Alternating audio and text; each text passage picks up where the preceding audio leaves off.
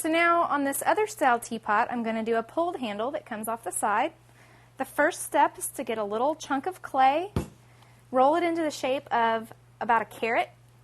You want it to be tapered like a carrot. And now I'm going to hit it against the canvas to flatten it out and also make that more uniform.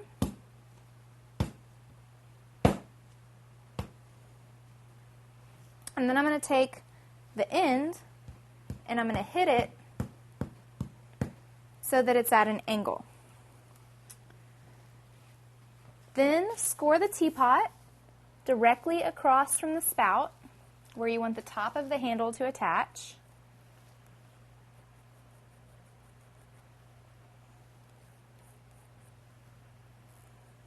This needs to be a very secure connection.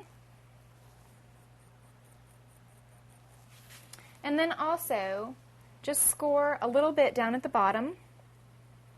The bottom of your teapot will probably still be a little bit wet, so it's going to be easier to connect that, so you don't have to do quite as much scoring. Score the handle and press it onto the teapot. And once you've got that pressed on there, you can go ahead and pull the handle, and that's what I'll show you now.